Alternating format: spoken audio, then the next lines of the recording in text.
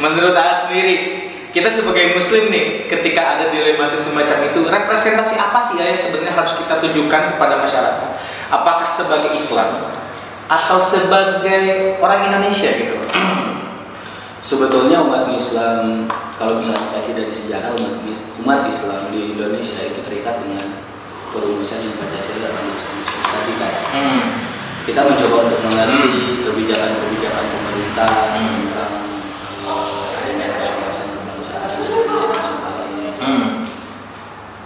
Tapi di sisi lain pun kita tuh aneh. Saya tuh aneh. Saya pribadi tuh aneh. Di satu sisi kita harus mengerti dengan kebijakan orang-orang itu. Di sisi lain, ini kok dibenturkan? Malah yang jadi anehnya sampai di institusi itu dikatakan, padahal katanya menurut dari beberapa media, sumber media yang saya ada satu pegawai dari institusi itu, padahal dia basicnya itu keyakinannya non muslim, Katolik gitu. Makanya dia pun ketawa gitu. Aneh. Saya itu salibin gitu. Kok disangka pro Taliban. Seperti itu. Makanya sangat diwajarkan sekali. Akhirnya masyarakat pun ada timbul pertanyaan, apakah pemerintah itu serius untuk membenahi institusi itu? Karena apakah serius atau tidak? Yang pada akhirnya mengerucut, oh ini akhirnya tidak serius gitu. Karena memang sangat tidak nyambung, tidak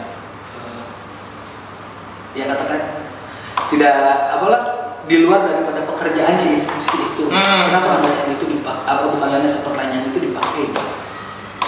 Sangat tidak nyambung sekali gitu. Tidak menguji kapasitas lah ya gitu ya. Betul.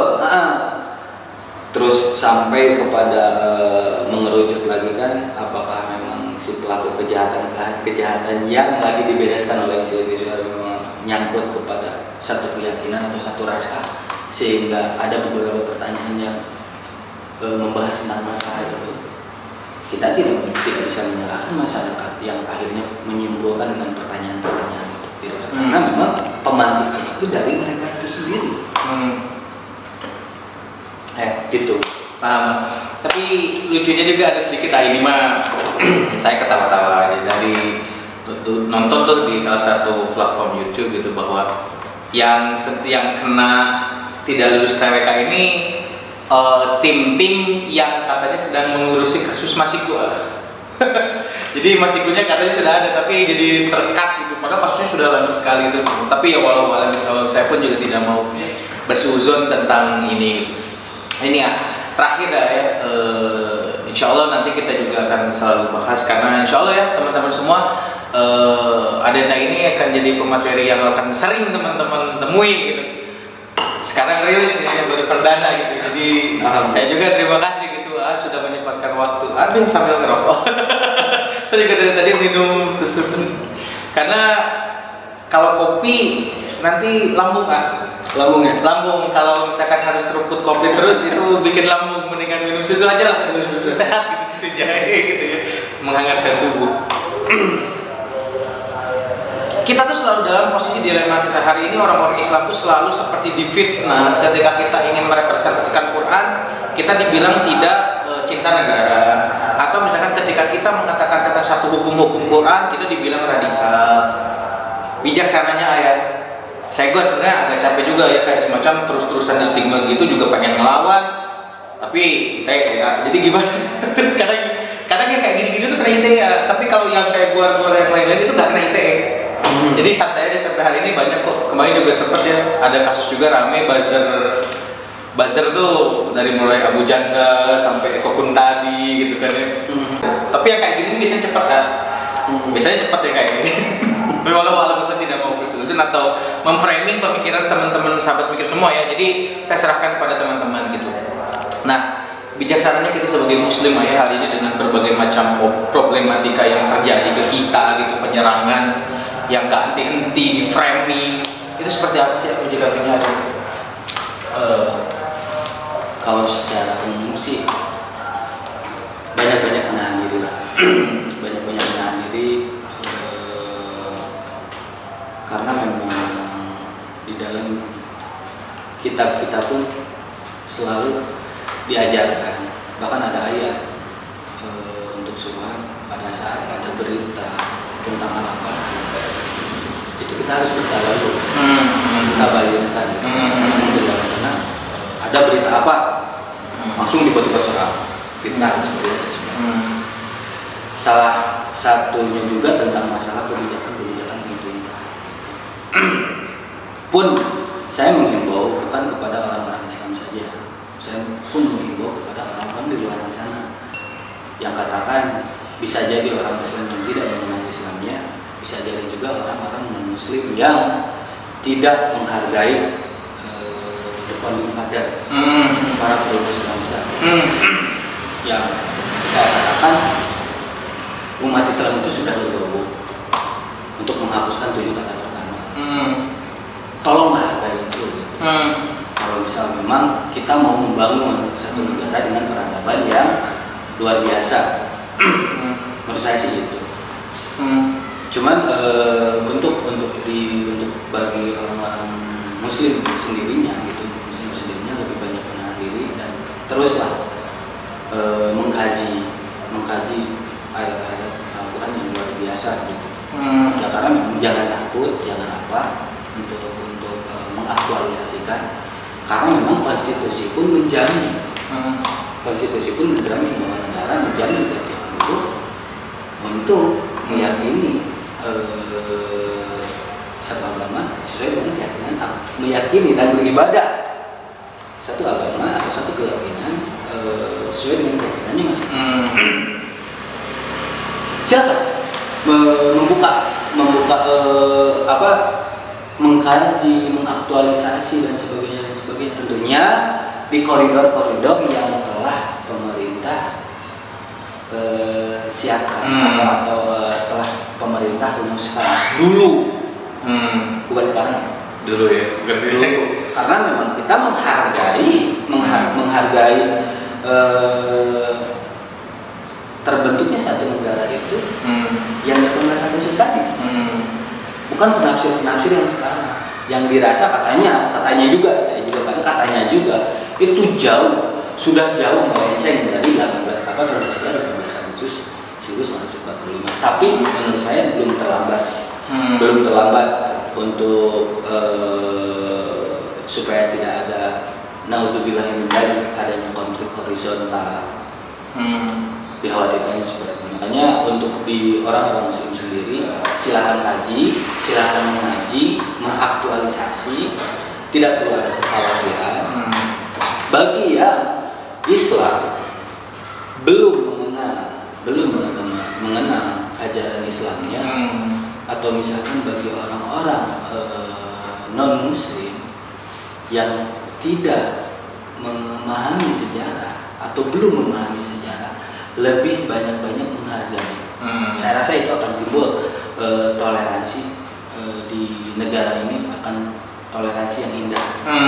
Bagi saya semacam itu. Jadi memang Muslim hari ini jangan tanduk ya, maksudnya Sundanya tanduk, Indonesianya mah terpancing, terprovokasi. Jadi ketika ada hal-hal yang menyerang Islam, ya kita belajar lagi, itu mungkin tanda dari Allah supaya kita baca-baca literatur ya tentang sebenarnya what's going on in Indonesia dan Islam sebetulnya.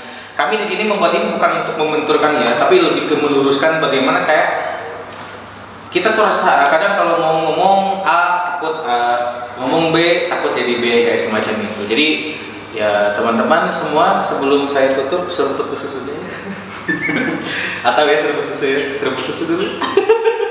Saya mencontoh. Tapi kalau misalnya ini ada tambahan, kalau memang yang dijadikan landasan itu katakan fair, bukan fair, kita akui kalau misal ada satu cicat atau dialog kalau misalkan opini-opini yang terbentuk di luar sana, di satu sisi barisan kanan mengatakan bodoh terhadap yang satu, di sisi lainnya yang katakan kiri ya. Soalnya kan kalau misalkan ada kanan ada kiri kan. Ada yang karena kalau misalkan tengah itu benar-benar moderat.